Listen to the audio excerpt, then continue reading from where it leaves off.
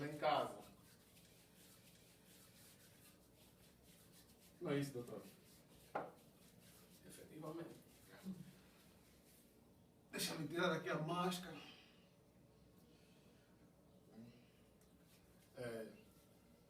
Aqui em prol da cultura banto.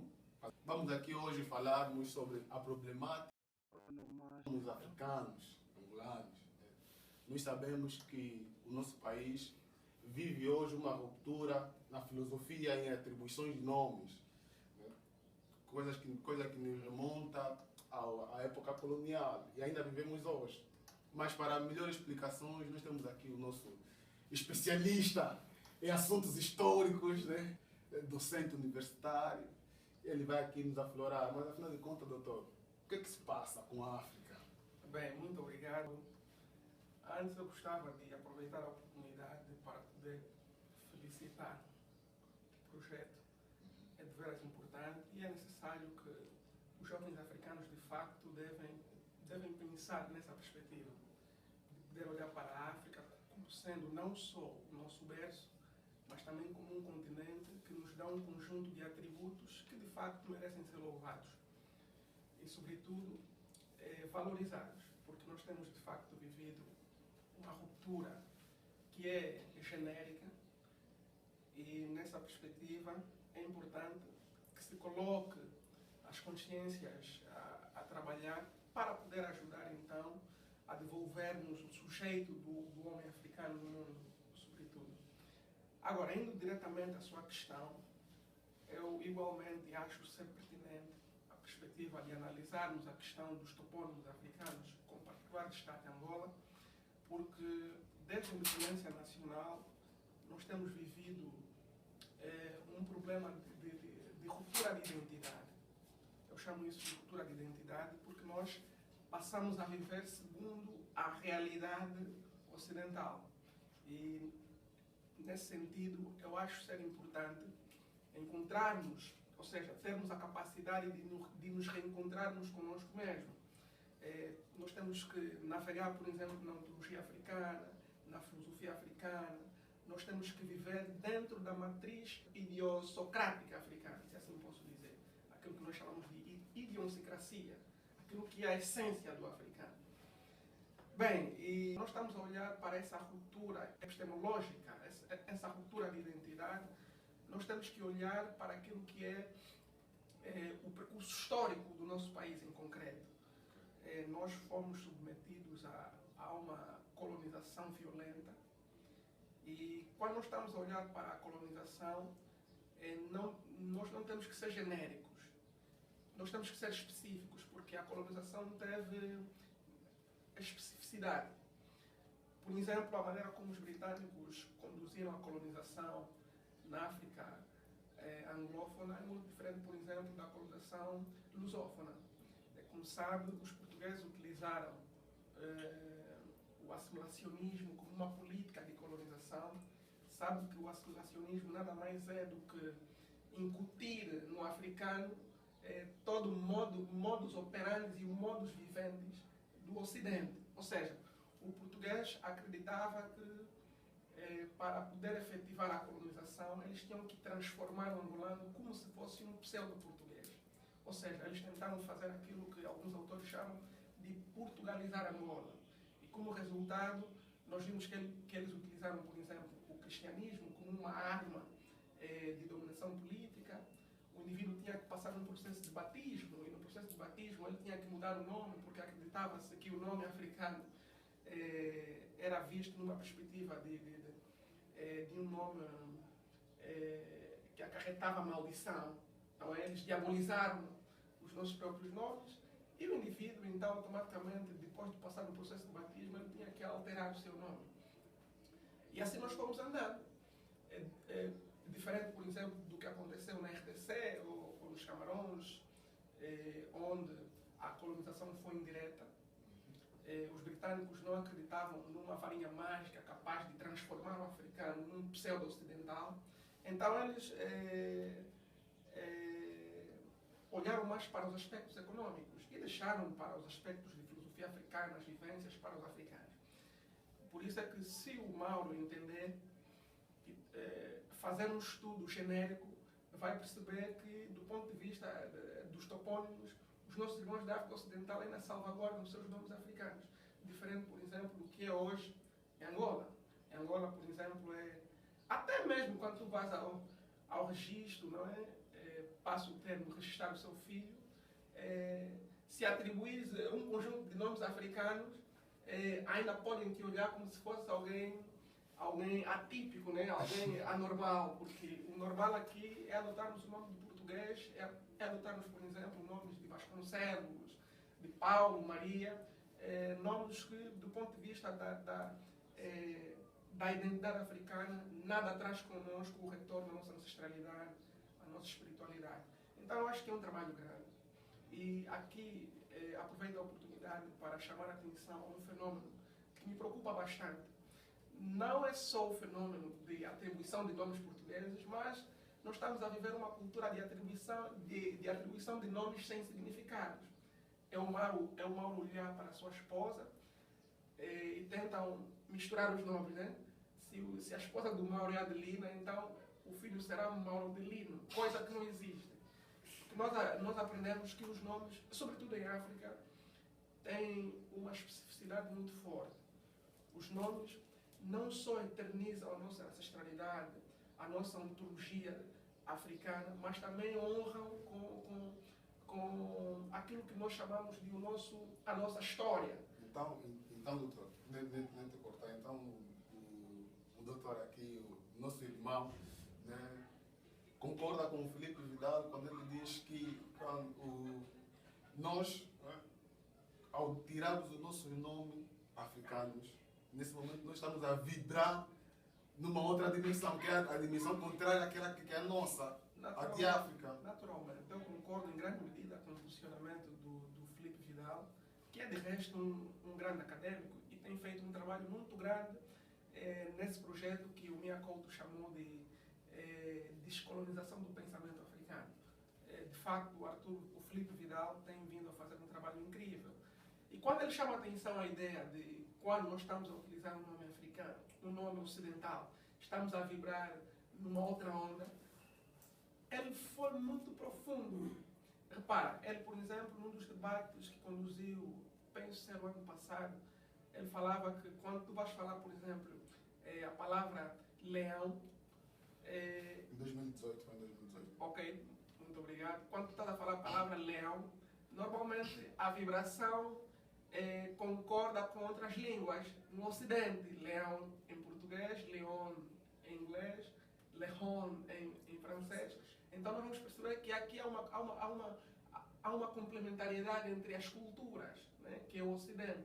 Já para o nosso caso, nós temos uma vibração totalmente diferente.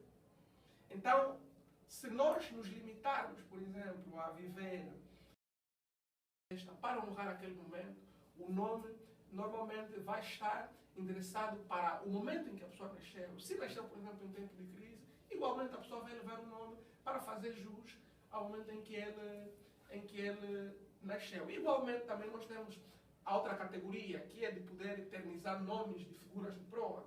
Se, por exemplo, nós olharmos para a nossa história, nós vamos encontrar um conjunto de figuras que ajudaram a empoderar a nossa África, a empoderar a nossa ontologia africana, a nossa filosofia africana. E para eternizar essas figuras, normalmente os pais tinham a cultura de poder atribuir o nome dessas figuras aos seus filhos. Isso acontece até os dias de hoje. Muito embora numa escala muito diminuta, mas ainda é evidente. E é esse retorno do sujeito africano que nós temos que devolver às nossas sociedades. Então, doutor, concordas aqui com o Fanon quando diz que o principal problema de África é a fugida da sua ideologia própria de África? Quer dizer, nós aqui, nesse momento, nós só somos pessoas que vivemos no continente africano. De nome, nós não temos nada de África. De africanos temos a cor, que é preta, e o continente. Pois, Fanon também é um grande acadêmico, sobretudo do século anterior. Apesar dele dele já não fazer parte do mundo dos vivos, deixou um acervo muito profundo, sobretudo no contributo ao conhecimento da África. E quando ele falava, por exemplo, de máscaras brancas, de peles negras, máscaras brancas, ele foi muito perentório em dizer que, de facto, o grande problema da África hoje é mesmo essa perca da identidade. E, para não ser repetitivo, Fanon, a parte, por exemplo, de Paulão Tongi, a parte do professor José Fizerbo, Boubacar Keita, acadêmicos que têm vindo a ajudar, por exemplo, a conjugar um esforço na medida em que eles apregoam a ideia segundo a qual é importante que nós, enquanto africanos, retornemos a nossa idiosincrasia, a nossa identidade. E enquanto os africanos olharem para a África como sendo um continente que não produz nada, que nunca produziu nada, enquanto não conhecermos a nossa história, enquanto não interpretarmos a importância da nossa filosofia, a importância da nossa antropologia, a importância, por exemplo, do nosso espaço físico, a importância das convivências entre os africanos, então nós vamos sempre viver nessa ideia de que o Ocidente é o melhor e vamos estar cada vez mais sujeitos à neocolonização, não é? Que é o novo processo de colonização, que apregou a ideia segundo a qual o africano, para sobreviver, tem que depender naturalmente daquilo que o Ocidente faz para nós. Mas não é esse o sentido. Por isso é que eu, no princípio, louvei esse momento, essa conversa, porque sei que, ainda que não seja muita coisa, ainda assim vai poder ajudar a construir uma África melhor. Mas nesse papel desta autonomia africana, o Estado exerce um papel de grande potência. Claro. Acho que não há incentivo nem motivação, para além de termos já uma lei, né, que vigora sobre esses assuntos dos nomes africanos. Né? Tem uma lei aí de 2016, de 13 de setembro de 2016, foi decretado aí, está no Diário da República. Mas hoje não se faz sentido. O que se passa então? Pois, há aqui um trabalho que foi feito pela ex-ministra da Cultura, antropóloga, historiadora, agora passa-me o nome. A nova ministra? Não, a ministra anterior. A ministra que fez um grande trabalho no reconhecimento do reino do Congo, de Mbaza Congo enquanto um património da humanidade. Ela já fez um trabalho excelente nessa perspectiva de olharmos para os nomes africanos com olhos de ver e com a profundidade filosófica e ideológica que se impõe. O Estado, enquanto regulador, enquanto criador das políticas, para poder garantir que o Estado angolano se torne um Estado de jus, um Estado de lei, um Estado de mérito, mais do que cumprirem com os seus papéis, eles, enquanto africanos, também têm o dever moral de poder honrar com os nomes. Mas, a par disso, depois levantam-se outros problemas. Há dificuldades, por exemplo, do governo hoje, muitos deles assumirem as proveniências deles, não é? Já para fazer a colação, por exemplo, ao retorno do sujeito africano, muitos deles não honram. Há muitos indivíduos do governo empelado, para ser mais claro, que não são de proveniências angolanas, mas que muitos deles não honram com isso. E nós estamos a falar que, por exemplo, um indivíduo puro, um banto puro, que advém, por exemplo, da RDC, como dizem alguns radicais africanos, não pode ter o nome, por exemplo, de Gonçalves, não pode ter o nome, por exemplo, de dos Santos, ou não pode ter, por exemplo, o nome... É descabido, porque nós aprendemos que os nomes jogam um papel fundamental. E depois, há um outro problema também, é que a elite que governa Angola, muitos deles são a continuidade do projeto de Salazar, do projeto Estado Novo, ou seja, eles vão ser o resultado de um pai branco com uma mãe negra. O que quer dizer que, do ponto de vista da identidade, eles são dúbios, ou têm uma característica que eu chamo vá lá, agora o termo me foge. Então eles ainda têm essa dificuldade de entre louvar o nome da parte paterna e louvar o nome da parte materna. Esse é um dilema muito grande. E que aos poucos eu acredito que, se de facto o trabalho for feito com consciência pura africana, acredito que será um não assunto e menos dias, mais dias, nós vamos poder nos encontrar na perspectiva de vivermos a essência africana.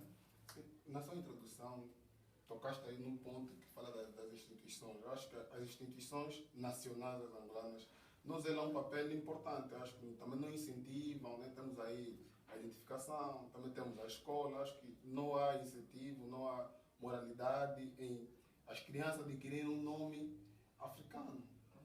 Por exemplo, nós estamos aqui, nesse momento, eu sou Daniel Gustavo. Eu não conheço quem foi Daniel Gustavo. Eu conheço quem foi Daniel da Bíblia. Agora, Daniel Gustavo, quem é essa pessoa? Nesse momento eu estou aqui, estou a vibrar numa sensação extraordinária do Ocidente. Totalmente diferente da que te é caracterizado enquanto africano. Efetivamente, eu tenho dito que isso é mais uma herança triste do colonialismo. Sabe que até mesmo no exercício... E esse é um outro tema que provavelmente vamos depois abordar aqui, sobre o uso das línguas nacionais, que também é fundamental. Nós, durante muito tempo, para a realidade angolana, quem falasse um mundo era visto como um indivíduo que está a exercer a língua dos cães. Completamente absurdo. E o mesmo, é um indígena. Certamente. O mesmo acontece, por exemplo, com o indivíduo que acarreta o nome do princípio ao fim, por exemplo, acarreta um nome africano, do princípio ao fim. É visto como um anormal. Isso é justamente a herança triste que nós absorvemos do colonialismo. E mais uma vez eu devolvo a interpretação ao Estado angolano, aos cidadãos angolanos, que mais do que angolanos, mais do que cidadãos, nós somos africanos. Então nós temos uma essência a zelar. Nós temos que... Há uma escritora camaronesa que falava sobre a desintoxicação das mentalidades africanas. E a par daquilo que eu disse, por exemplo, sobre o pensamento do grande Mia Couto, quando falava que é preciso descolonizar o pensamento africano. É preciso que o africano, de facto, vibre na sua essência. E isso vai nos obrigar, por exemplo, a olharmos para os nossos programas de ensino. Nós temos um programa de ensino que está mais voltado para o Ocidente. E isso não ajuda em nada para devolvermos o retorno do sujeito africano. Fala-se, por exemplo, de Diogo Cão. Há um artigo do professor Elique Mbokolô, quando fala, por exemplo, sobre a colonização do Congo. Ele diz que um dos processos, um dos grandes trabalhos que os professores do Congo fizeram era esclarecerem que entre um nome, por exemplo, entre Elique Mbokolô e Diogo Cão, tinha que se valorizar mais Elique Mbokolô.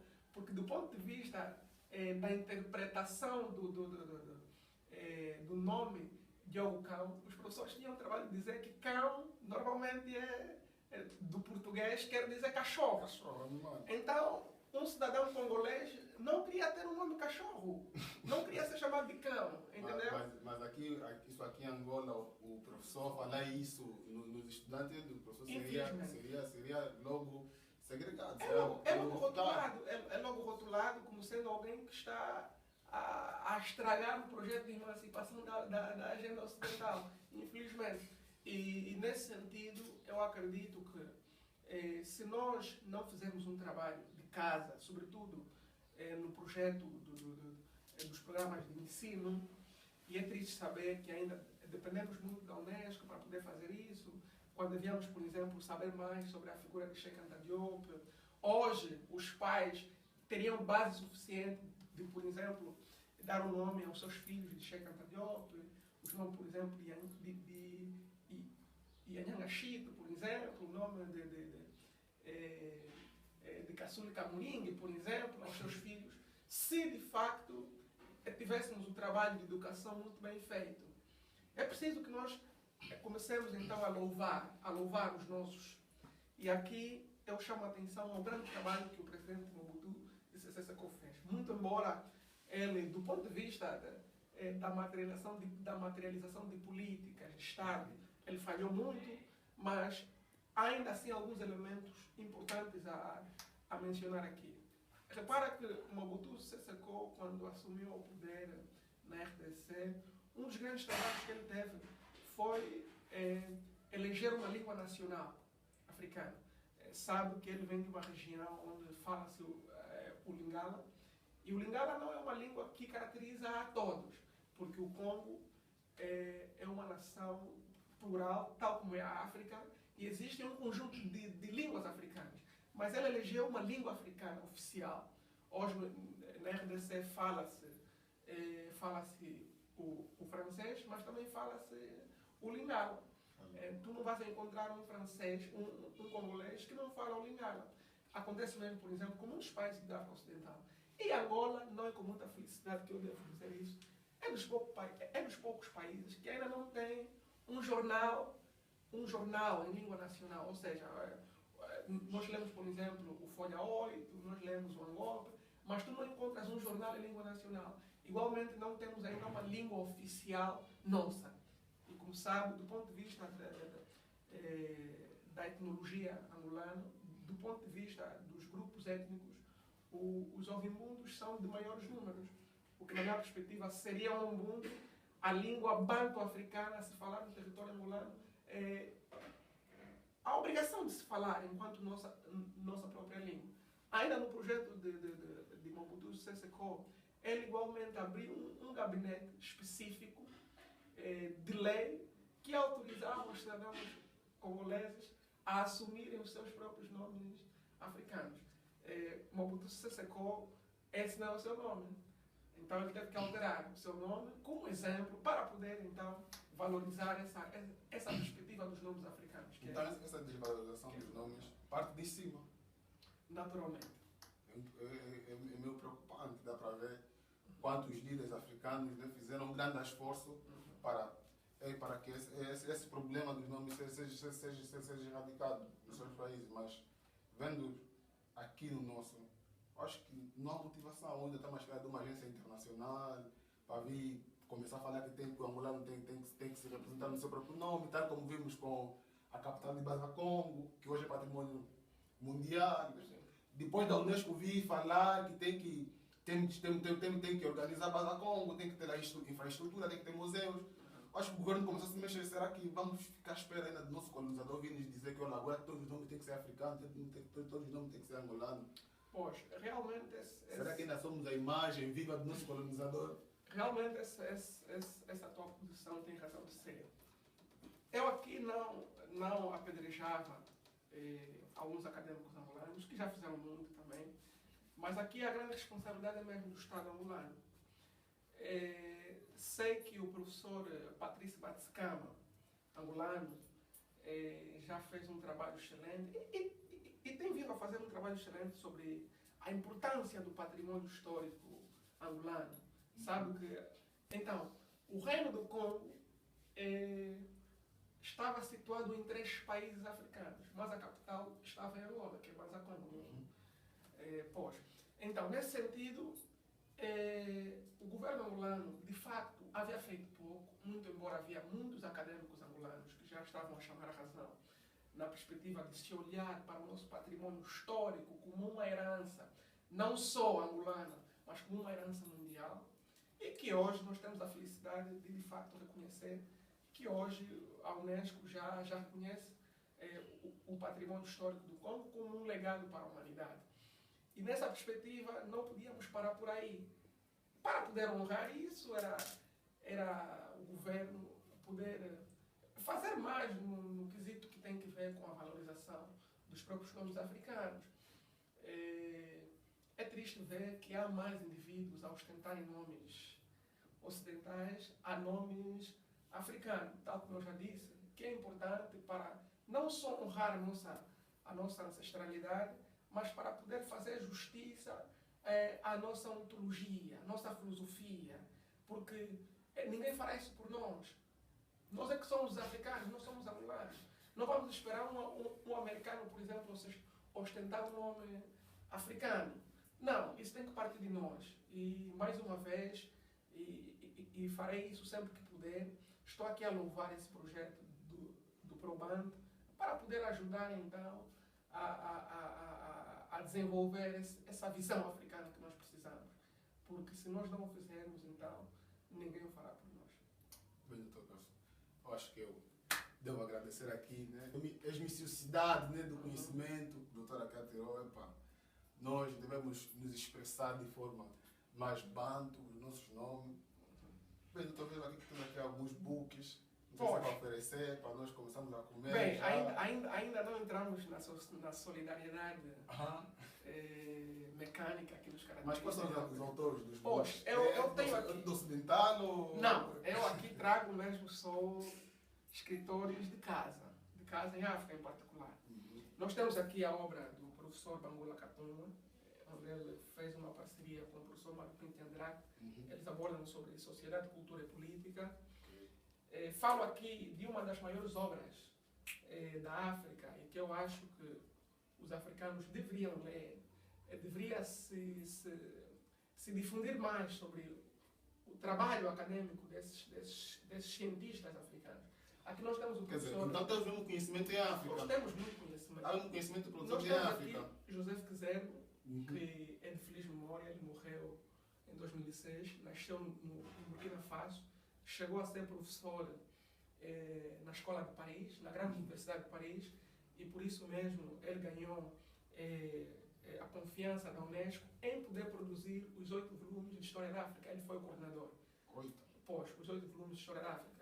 E depois da sua morte, então elegeram o professor Elike Mbokolô para ser o continuador desse projeto, de poder escrever sobre a África, não só a África no período histórico, mas também a África na pré-história. Temos aqui também a África no mundo contemporâneo. Aqui nós temos, essa aqui é uma compilação de muitos autores. Aqui nós encontramos, certamente, aqui nós encontramos a Chilembembe, encontramos também um conjunto de autores ocidentais que escrevem sobre a África e que ajudam, sobretudo, no empoderamento do conhecimento africano no mundo. Mas esse conhecimento não aparece nas nossas bibliográficas. Olha, infelizmente essa é uma grande luta. Atualmente é mais fácil comprar um livro, por exemplo, de Augusto Cury, a comprarmos um livro, por exemplo, de um autor africano. E esse é um trabalho grande que nós temos que ultrapassar, é um trabalho grande que nós temos que, de facto, levar a sério. E se quisermos devolver a potencialidade africana, se quisermos devolver o lugar da África no mundo, é importante então que o africano possa consumir os deles. E nós estamos a falar de autores que não só ajudam no empoderamento do conhecimento africano, mas que também hoje são professores das grandes universidades no Ocidente. Nós estamos a falar, por exemplo, de indivíduos que fazem parte das grandes cátedras universitárias, mas que o africano, o cidadão africano, o protótipo cidadão africano não conhece essa produção.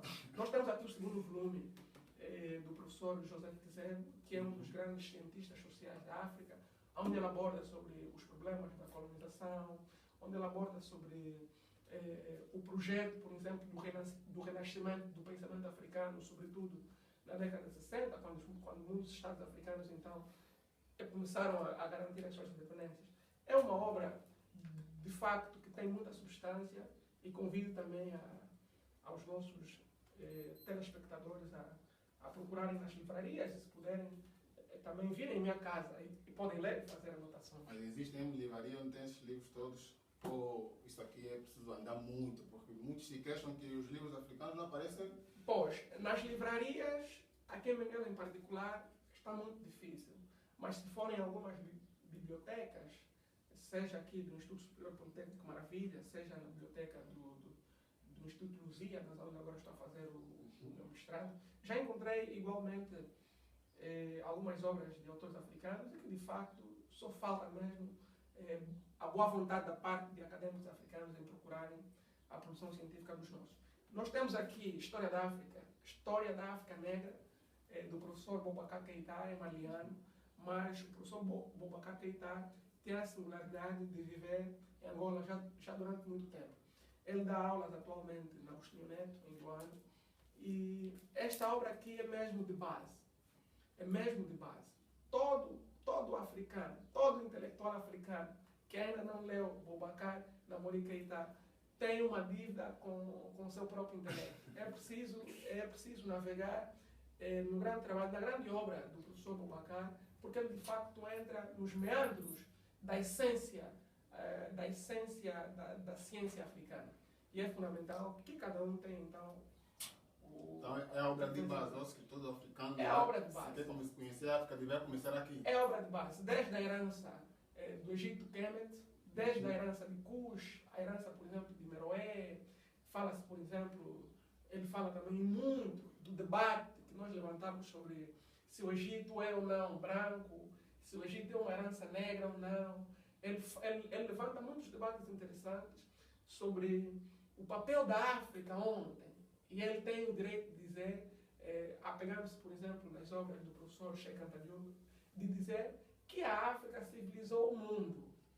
A África civilizou o mundo. Não só é o verso, mas a África é, de facto, o local onde as ciências matemáticas, antropologia, arquitetura, enfim, um conjunto de ciências que hoje nós vamos à universidade aprender, ele diz que já começou no Egito Kemético, tanto mais que ele defende que muitos desses autores ocidentais, desde Heródoto, desde Platão, fala-se, por exemplo, de Diodoro da Sicília, todos eles passaram pelo Egito para poder aprender sobre a ciência, artes, músicas. E nós temos aqui, assim, para aproveitar o tempo, nós temos aqui 3 obras importantes, do professor Patrício Batiscama, da professora Fátima Roque, e temos aqui a obra da Arminda Felipe, que também ajudaram muito, sobretudo, na produção do conhecimento africano. Ok. Bem, nós agradecemos a presença do doutor, do nosso irmão, até. Nós prometemos voltar, né? Eu sou Daniel Gustavo, esse aqui é o projeto Probanto. Nós vamos voltar mais ainda. O Probanto é a favor, né? Ele fala em prol da cultura banto aqui na nossa área, no nosso bairro, visto que não temos aqui nenhum projeto de cultura, banto principalmente. Mas prometemos voltar e muito obrigado a todos.